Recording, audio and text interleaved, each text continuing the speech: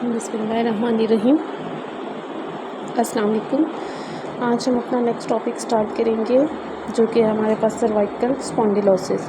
सबसे पहले हम इसकी डेफिनेशन देख लेते हैं। सर्वाइकल स्पॉन्डिलोसिस है क्या? सर्वाइकल मीन हमारे पास होती है नेक रीजन। स्पॉन्ड जहाँ पे भी आ जाए it indicate spine. Losses lysis जो है ये इसकी कोई ना कोई पैथोलॉजी होती है, कोई ना कोई ब्रेक डाउन होता है, फ्रैक्चर होता है या फिर वर्टिब्रास की स्लिपिंग भी हो सकती है। तो डेफिनेशन देख लेते हैं। Age related wear and tear affecting the spinal disc in the neck as the disc dehydrate and shrink signs of osteoarthritis develop including bony projections along the edges of the bone spurs. Cervical spondylosis is very common and worsen with the age. अब cervical spondylosis की reason क्या है? ये जो cervical spondylosis का जो layman में हम इसका सेकेंड नेम ले सकते हैं वो है हमारे पास नेक ऑस्टियोआर्थराइटिस। तो ऑस्टियोआर्थराइटिस का भी हमें पता है वो एज के साथ साथ वियरिंग एंड टीयरिंग होती है कार्टिलेज में। तो सेम इसी तरह यहाँ सर्वाइकल स्पाइन में क्या होता है कि एज के साथ साथ वियरिंग एंड टीयरिंग होती है डिस्क में। अब डिस्क एज के साथ डिहाइड्रेट होती है, वो श्रिंक हो जाती है। जब डिहाइड्रेट होगी, श्रिंक होगी तो हमें साइंस ऑफ ऑस्टियोआर्थराइटिस डेवलप होंगे, जिसमें मोस्ट प्रोमिनेंट जो साइंस है वो है bone spur formation. Cervical spondylosis myelopathy was first described by brain et al. A common degenerative disease of the cervical spine, intervertebral disc, ligaments and cartilaginous material. Cervical spondylosis मायोलोपैथी मतलब cervical spondylosis तो vertebra से related है, लेकिन हमें पता है spinal cord के अंदर पड़ा हुआ है स्पाइनल कैनाल में। तो इन वर्टिब्रास की डिफॉर्मेशन की वजह से स्पाइनल कार्ड भी वो कॉम्प्रेशन में जाती है, पैथोलॉजी में जाती है। तो ये सर्वाइकल स्पॉन्डिलोसिस मायोलोपैथी भी डिजेनरेटिव डिजीज़ है, जिसमें आपके वर्टिब्रास भी इन्वॉल्व होते हैं, डिस्क भी इन्वॉल्व हो रही है, जो सराउंडिंग में लिगामेंट्स हैं जैसे लिगामेंटम फ्लेमम है, ट्रांसवर्स लिगामेंट्स हैं, वो भी इन्वॉल्व होंगे और कार्टिलेजिनस मटेरियल भी इन्वॉल्व होगा। इवन इसमें स्पाइनल कार्ड इटसेल्फ भी इन्वॉल्व होती है। नेक्स्ट हम देख सकते हैं इस इमेज में हमारे पास हर्निएटेड इंटरवर्टिब्रल डिस्क हैं और स्पाइनल कार्ड की कॉम्प्रेशन हुई है। Commonly seen in individuals after the age 40 years, believed to be the part of the normal aging process of the vertebral column. जैसे कि हमने स्टार्ट में ही देखी थी, फर्स्ट लाइन देखी थी एज रिलेटेड, तो ये मोस्टली 40 ईयर्स प्लस लोगों में होती है। Believe to be the part of the normal ageing process of the vertebral column may include degenerative changes in the facet joints, longitudinal ligaments and ligamental flavor. Spondylitic changes can result in the stenosis of spinal canal leading to myelopathy. जैसे कि हमने पहले देखा है कि spinal cord की compression होती है या फिर लेटरल साइड पे जो फोरामिनास होते हैं वो लीड करते हैं रेडिकुलोपैथी को। कि अगर तो सेंट्रली हो रही है सेंट्रल स्टेनोसिस तो स्पाइनल कार्ड की ही कॉम्प्रेशन होगी जो कि मायोलोपैथी को लीड करेगी, या फिर लेटरल रेसिस स्टेनोसिस हो सकती है, फोरामिनल स्टेनोसिस हो सकती है। लेटरल रेसिस स्टेनोसिस और फोरामिनल स्टेनोसिस लीड करेंगी रेडिकुलोपैथी को और सेंट्रल स्टेनोसिस लीड करती है मायोलोपैथी को। ये तीन टाइप्स हैं वही हमारे पास स्टेनोसिस की। स्टेनोसिस मीनिंग ही नर्विंग होता है। तो ये जैसे हमने यहाँ पे तीन साइड्स देखी थी, central stenosis, foraminal stenosis, lateral recess stenosis, तो ये तीन टाइप्स ही हैं हमारे पास स्टेनोसिस की वही। लेटरल स्टेनोसिस लेटरली जब नर्व हमारी जा रही होती है स्पाइनल कार्ड से तो वहाँ पे स्टेनोसिस है। सेंट्रल स्टेनोसिस है फोरामिना ओपनिंग जहाँ से वो एग्जिट होती है नर्व हमारी, एग्जैक्टली उस पॉइंट पे अगर स्टेनोसिस होगी तो उसे हम कहेंगे फोरामिनल स्टेनोसिस। नेक्स्ट है हमारे पास स्टेनोसिस टाइप्स, वही इनको हमने देख लिया है। The course of this cervical spondylosis में बी स्लो एंड प्रोलॉन्ग। इसका जो साइन एंड सिम्टम्स डेवलप होते हैं वो काफ़ी स्लो होते हैं और प्रोलॉन्ग होती हैं। में इधर रिमेन एसिम्टोमेटिक और हैव माइल्ड सर्वाइकल पेन। हो सकता है कि सर्वाइकल स्पॉन्डिलोसिस डेवलप होना स्टार्ट हो चुका हो लेकिन पेशेंट को कोई भी साइन एंड सिम्टम्स नहीं है, या सिंपल वो सिम्टम में कंप्लेन कर सकता है नेक पेन की। Long periods of the non progressive disability are typical. Both sex affect equally. इसमें कोई जेंडर डिस्क्रिमिनेशन नहीं है, जैसे कि हम ओए में देखते हैं कि ओए में फीमेल्स जो है वो ज़्यादा इन्वॉल्व होती हैं। रीज़न उसमें हमने देखा था कि उसमें हार्मोनल चेंजेस आती हैं, तो इसमें ऐसा कुछ भी नहीं है। बोथ जेंडर इक्वली इफेक्ट होते हैं। Usually starts earlier in men than women.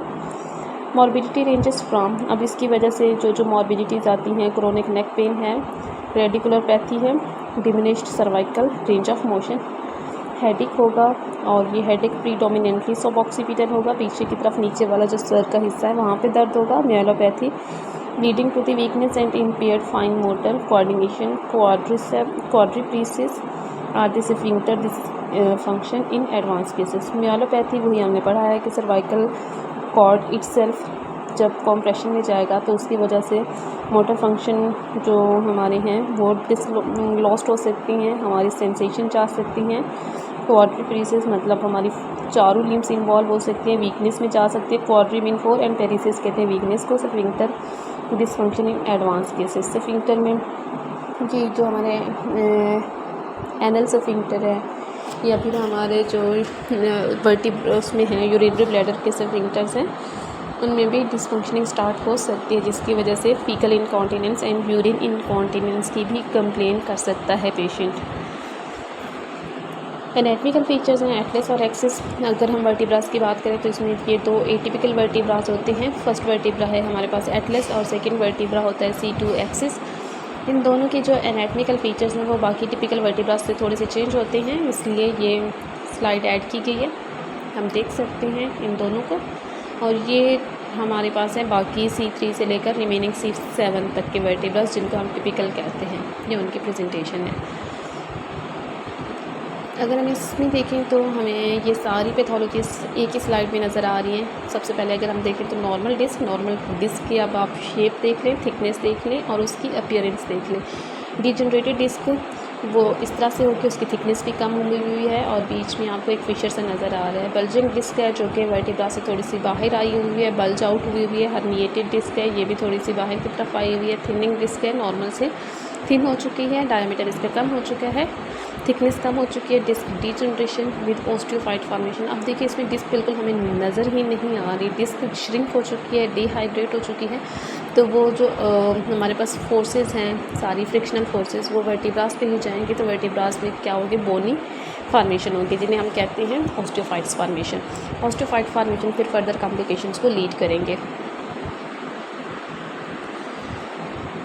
Pathophysiology है intervertebral disc lose hydration and elasticity with age leading to cracks and fissures. वही चीज़ जैसे कि हमने पहले पढ़ा है, एज के साथ साथ डिस्क में चेंजेस आती हैं, वो डिहाइड्रेट हो जाती है, उसकी इलास्टिसिटी कम हो जाती है, श्रिंक हो जाती है, तो उसमें ईजिली वो क्रैक भी हो जाती है और फिशर्स के भी चांसेस होते हैं। The surrounding ligament also lose their elasticity properties. तो एक चेंजेस तो डिस्क इटसेल्फ इसके अंदर आ रही है, सेकंड चेंजेस एज के साथ साथ इलास्टिसिटी लूज हो रही है हमारे लिगामेंट्स की। The disc subsequently collapse as a result of the biomechanical incompetencies. तो इसकी वजह से जो डिस्क होगी वो कोलैप्स हो जाएगी, बायोकेमिकल इनकॉम्पिटेंसीज होंगी। Causing the annulus to bulge outward. तो जो एनुलस होगा वो बल्ज आउटवर्ड होगा। As the disc space narrow the annulus bulge the facet overrides. This change in turn increase motion at that spinal segment and further causing the damage to the disc. अब जब annular fibrosis जो है annulus बाहर की तरफ bulge out कर रहा है तो इसकी वजह से उस अफेक्टेड एरिया में जो वर्टिब्रास की मूवमेंट है वो और ज़्यादा होगी। जितनी ज़्यादा मूवमेंट होगी उतनी ज़्यादा फ्रिक्शन प्रोड्यूस होगी और जो सराउंडिंग एरिया में वर्टिब्रास हैं या बाकी जो स्ट्रक्चर्स पड़े हुए हैं वो उतने ज़्यादा डैमेज होंगे एक्सेसिव मोशन की वजह से। एनुलस फिशर्स एंड हर्निएशन में आकर और यही चीज़ लीड कर सकती है एक्सेसिव मोशन एनुलस फिशर्स को, हर्निएशन को, एक्यूट डिस्क हर्निएशन में incomplete chronic spondylitic change. Neck extension causes the ligaments to fold inward reducing the AP diameter of the spinal cord. जब भी हम नेक की एक्सटेंशन करते हैं तो इसमें जो लिगामेंट्स हैं वो फोल्ड इनवर्ड हो जाते हैं और एपी डायमीटर कम हो जाता है। फ्लेक्शन में क्या होता है, flexion of the cervical spine में lead to the compression of the spinal cord against osteophyte. तो इसमें स्पाइनल कॉर्ड इटसेल्फ जो है वो कॉम्प्रेस्ड हो गया अगेंस्ट ओस्टियोफाइट स्पार्स जो कि बोनी फॉर्मेशन हो गई है, वाइल एक्सटेंशन में lead to the compression against the hypertrophied ligamentum flavum. लेकिन जो एक्सटेंशन है वो लीड कर देगी हाइपरट्रोफिड लिगामेंटम फ्लेवम के अगेंस्ट होगी। Marginal osteophyte begin to develop additional stresses such as trauma or the long-term heavy use may exacerbate this process. Thickening and the ossification of the posterior longitudinal ligament may also decrease the diameter of the canal. तो thickening हो रही है, ossification bones thick हो रही हैं, ligamentous फ्लेवम जो है वो थिक हो रहा है, ऑसिफिकेशन हो रही है फ्रिक्शन फोर्सेस की वजह से बोन्स ऑस्टियोफाइड फॉर्मेशन हो रही है, ओवरऑल बोन्स की थिकनेस ज़्यादा हो रही है। तो ये सारी चीज़ें लीड करती हैं कैनाल के डायामीटर को कम कर देंगी, ये सारी चेंजेस। अच्छा, ये हर्निएटेड इंटरवर्टिब्रल डिस्क है और स्पाइनल कॉर्ड कॉम्प्रेशन, जैसे कि हमने पहले भी देखा था। क्लिनिकल फीचर अब इसमें क्या होंगे? The duration of the symptom ranges from 1 week to 26 years, मतलब इतना लंबा ड्यूरेशन इसका हो सकता है। And almost half of the patient present symptoms for more than 1 year और at the time of diagnosis. Cervical pain जो पहला इसमें सिम्टम होगा, clinical feature, clinical presentation, chronic sub occipital due to the direct nerve compression. इसको हमने पहले भी देखा था कि पेशेंट को हेडेक होता है, लेकिन सब ऑक्सीपिटल होता है सर के पीछे नीचे की तरफ। ये क्यों होता है? क्योंकि नर्व कंप्रेशन हो रही होती है। डिजनरेटिव डिस्क जॉइंट और ligamentum lesions and segmental instability. Pain can be locally और इच में रेडिएट। पेन में worse in certain positions and can interfere with sleep. Pain जो है वो लोकल भी हो सकता है, रेडिएट भी कर सकता है। पेन किसी एक पोजीशन पे भी हो सकता है, या फिर हो सकता है कि आपकी स्लीप भी इसकी वजह से डिस्टर्ब हो। सेकेंड हमारे पास आ जाती है cervical radiculopathy symptom. Clinical feature में अब हम सेकेंड सिम्टम देख रहे हैं। Compression of the cervical nerve root leads to the ischemic changes that cause sensory dysfunction and motor dysfunction. अब सर्वाइकल नर्व रूट कॉम्प्रेशन हो रही है, इस्कीमिक चेंजेस आएंगे तो उसकी वजह से सेंसरी डिसफंक्शन होगा। सेंसरी में जैसे डर्माटोमल सप्लाई है वो इफेक्ट होगी, रेडिकुलर पेन है, नमनेस है and motor dysfunction. Motor dysfunction में हमारे पास मायोटोमल सप्लाई जो है वो इफेक्ट होगी, मसल वीकनेस होगी। An acute herniated disc or the chronic spondylitic changes can cause cervical radiculopathy or the myelopathy. C root is predominantly affected because the most common degeneration occurs C5, C6 and C7, C8। अब ये point भी याद रखने वाला है कि C6 nerve root जो है वो सबसे ज़्यादा इफेक्ट होती है। रीज़न क्या है? क्योंकि मोस्टली डिजनरेशन C5, C6 पे हो रही होती है या C6, C7 पे होती है। क्यों इन पे होती है? क्योंकि ये मोस्ट मोबाइल वर्टिब्राज हैं, cervical vertebrae. Mostly resolve with the conservative management. और रेडिकुलोपैथी के जो सिम्टम्स होते हैं वो कंजर्वेटिव ट्रीटमेंट से ठीक हो जाते हैं। अब थर्ड सिम्टम हमारे पास क्या है? सर्वाइकल स्पॉन्डिलाइटिक म्यालोपैथी, जिसे हम CSM भी कहते हैं, associated with the narrow cervical vertebral canal. Complete reversal is rare once the myelopathy occurs. एक दफ़ा जब स्पाइनल कार्ड कॉम्प्रेस हो जाती है तो इसका रिवर्सल पॉसिबल नहीं होता। तो ये पॉइंट भी याद रखना है कि जब एक दफ़ा म्यालोपैथी हो जाए तो आप उसको 100% रिवर्स नहीं कर सकते स्पाइनल कार्ड के इम्प्रेशन को। ये हैं हमारे पास cervical spondylosis, wear and tear of neck bone and disc is mostly due to poor posture and inactivity. अब हमें रीज़न भी बता दी गई है, ये तो पहले भी देख रहे थे। सर्वाइकल स्पॉन्डिलोसिस में बोन्स और डिस्क इन्वॉल्व हो रही हैं, बोन्स में ऑस्टियोफाइड फॉर्मेशन हो रही है, डिस्क श्रिंक हो रही है, डिहाइड्रेट हो रही है, उसकी इलास्टिसिटी ख़त्म हो रही है। अब ये दोनों चेंजेस होती क्यों हैं? पुअर पोस्चर की वजह से, इनएक्टिविटी की वजह से ये दोनों और स्पीडली होंगे सिम्टम्स। अच्छा, neck pain spreads to the shoulders and base of the skull. Persistent neck pain, pain spreading down the arm to and hand or the fingers. Neck movement worsens. Neck stiffness, tightness in the part of the arm or the hand. Pain flares up from time to time. Headaches that start at back of the head and travel to forehead. Numbness or the weakness in part of the hand or the arm. इसके बाद हमारे पास causes आ जाती हैं। Cervical spondylosis with as होती है। अगर कोई trauma हो गया तो ट्रॉमा के बाद भी ये अर्ली इसके सिम्टम्स एराइज होना स्टार्ट हो जाते हैं। इनएक्टिविटी या फिर ओवरवर्क वो भी लीड कर सकता है। जेनेटिक्स भी हो सकती है, लेकिन इसका मैकेनिज्म अभी तक अननोन है। फिजिकल एग्जामिनेशन, अब उसको एग्जामिन कैसे करना है? जब हम उसको असेस करेंगे तो रेंज ऑफ मोशन जो है सर्वाइकल स्पाइन की वो हमें कम मिलेगी, स्पेशली एक्सटेंशन इसमें रिड्यूस्ड होती है। हैंड क्लमसीनेस होगी, सेंसरी डेफिसिट होगा, हाइपर रिफ्लेक्सिया होगा, lower extremities and in upper extremities below the level of legion. क्योंकि सर्वाइकल स्पाइन है ना, तो सर्वाइकल स्पाइन की वजह से हमें अपर एंड लोअर एक्सट्रीमिटी दोनों में हाइपर रिफ्लेक्सिया मिलेगा। Characteristically broad based stooped and spastic gait, और इसमें पेशेंट की जो गेट होती है वो भी चेंज हो जाएगी। पेशेंट ब्रॉड बेस के साथ चलेगा, स्टूट होगा, थोड़ा सा झुका हुआ होगा, स्पास्टिक गेट होगी। Extensor plantar reflex is severely myelopathy, और एक्सटेंसर प्लांटर रिफ्लेक्स भी हमें मिलता है जब म्योलोपैथी होगी, मतलब स्पाइनल कार्ड का कॉम्प्रेशन होगा। स्पर्लिंग साइन पॉजिटिव होगा। Radicular pain exacerbated by the extension and lateral bending of the neck. जब भी आप नेक को एक्सटेंड करेंगे और लेटरल बेंड करेंगे तो पेन जो है वो एक्सरवेट कर जाएगा, causing the additional foraminal comprises। Lermity sign भी हमें इसमें पॉजिटिव मिलेगा। This generalised electrical shock sensation is associated with the neck. इसमें वही इलेक्ट्रिक शॉक लाइक सेंसेशन होंगी नेक और फिर डिसेंडिंग आर्म में।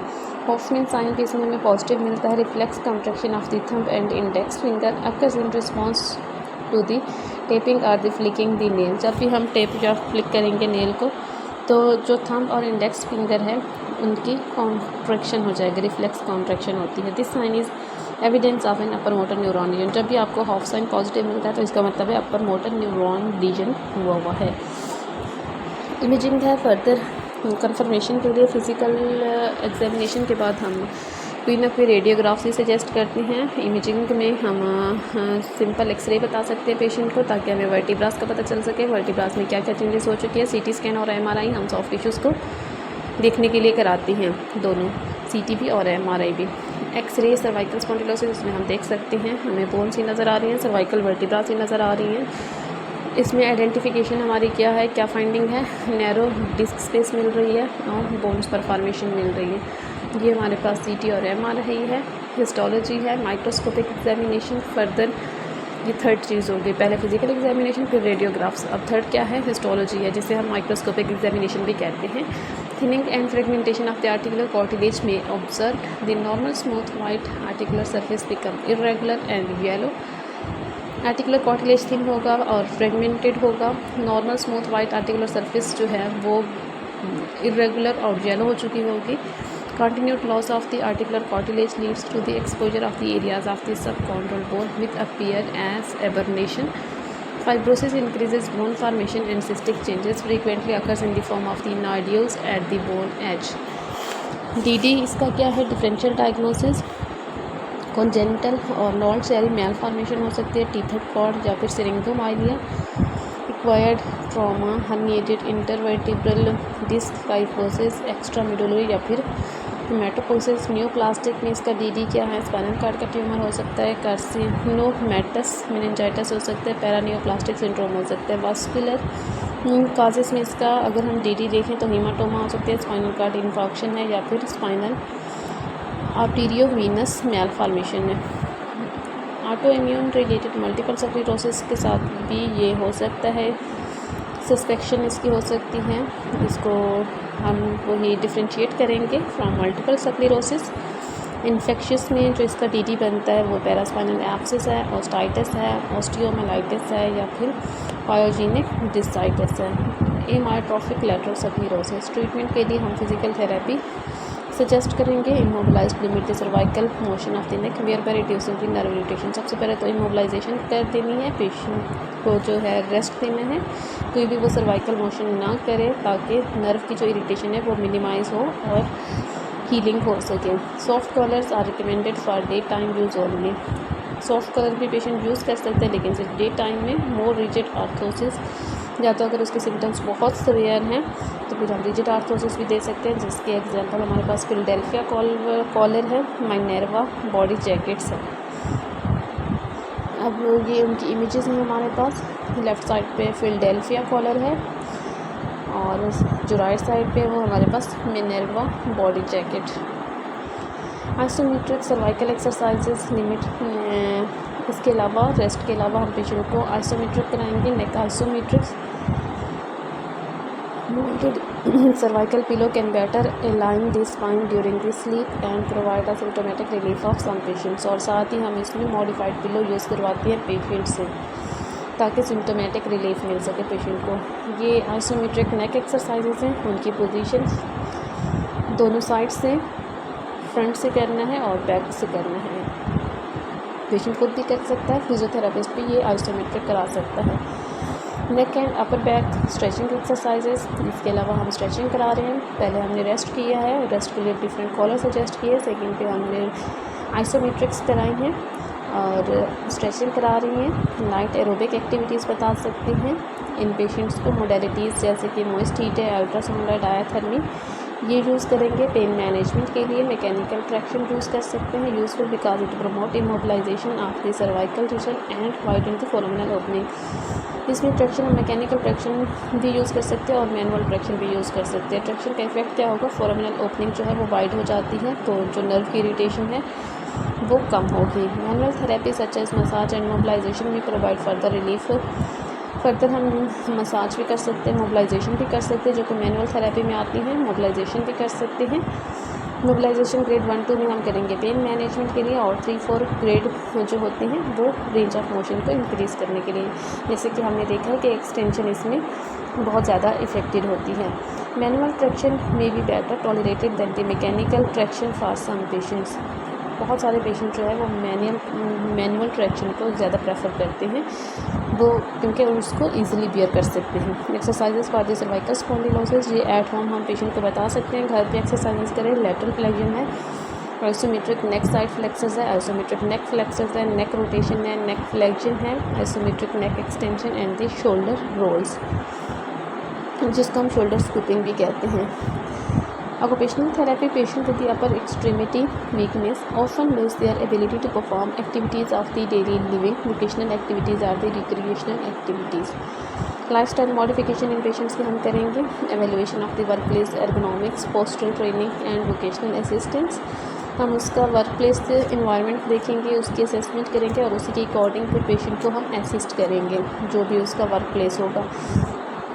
Disability can improve with the specific strengthening exercises of the upper extremities, special splinting to compensate for the weakness and the use of the assistive devices that allow the patient to perform previously impossible activities. Further हम patient को strengthening exercises कराएंगे, upper limb की है, नेक की है। Special splinting जो है वो हम देंगे पेशेंट को स्प्लिंट्स, ताकि जो उनकी वीकनेस है वो कवर अप हो सके या फिर उनको इन स्प्लिंटिंग से असिस्टेंस मिल सके थोड़ी बहुत, और पेशेंट अपने काम खुद कर सके, वो इंडिपेंडेंट हो जाए। पेन मैनेजमेंट के लिए हम ड्रग्स भी सजेस्ट कर सकते हैं घर पे, अगर पेशेंट फिजियोथेरेपी नहीं करा सकता तो उसमें एनसेड्स हैं, स्टीरॉइड्स हैं, ओपियाइड्स हैं। Drugs for radicular pain like the carbamazepine and pregabalin. Surgical intervention है हमारे पास। सर्जिकल ऑप्शंस में हमारे पास डाइसेक्टमी है विदाउट बोन ग्राफ्ट, कि डिस्क को ही रिमूव कर दे, डिस्क का पार्ट रिमूव कर दे, लेकिन बोन ग्राफ्ट नहीं करनी। तो अगर आपने डिस्क का पार्ट रिमूव किया है विद बोन ग्राफ्ट, साथ बोन की ग्राफ्टिंग भी है। सर्वाइकल इंस्ट्रूमेंटेशन हो सकती है, कॉम्प्रेसिव लेमिनेक्टमी हो सकती है या फिर लेमिनोप्लास्टी। सर्वाइकल स्पॉन्डिलोसिस को प्रिवेंट कैसे किया जा सकता है? अवॉइड हाई इम्पैक्ट एक्सरसाइजेज जैसे कि रनिंग और जंपिंग है, ये पेशेंट को नहीं करनी चाहिए। Maintain cervical ROMs with daily range of motion exercises, अपनी range of motion exercises cervical spine पे वो मेंटेन रखें। Maintain neck muscle strength specially neck extensors. Avoid holding head in one position for long period of example while driving और watching. उसे अपनी नेक strengthening exercises करनी चाहिए, specially जो नेक के एक्सटेंसर्स हैं वो बहुत जल्दी वीकनेस में जाते हैं। नेक एक्सटेंसर्स को ज़्यादा फोकस करना चाहिए स्ट्रेंथनिंग के लिए। एक ही पोजीशन में ज़्यादा टाइम के लिए ना रहे, जैसे कि ड्यूरिंग ड्राइविंग या वॉचिंग टीवी, पता ही नहीं चलता, एक ही पोजीशन में सारा रहता है हमारा। अवॉइड प्रोलॉन्ग्ड नेक एक्सटेंशन, बहुत ज़्यादा टाइम के लिए नेक एक्सटेंशन भी नहीं करनी। Be careful when performing physical activities that are done infrequently, such activities can trigger और फ्लेयर द सिम्टम्स। और फिजिकल एक्टिविटीज़ जब आप करते हैं तो तब भी आपने केयरफुली करनी है, क्योंकि ये एक्टिविटीज़ फर्दर आपकी सिम्टम्स को फ्लेयर अप कर सकते हैं। Thank you so much. ये टॉपिक हमारा कंप्लीट हो गया। नेक्स्ट इंशाल्लाह हम कोई और टॉपिक डिस्कस करेंगे। तब तक के लिए अल्लाह हाफ़िज़।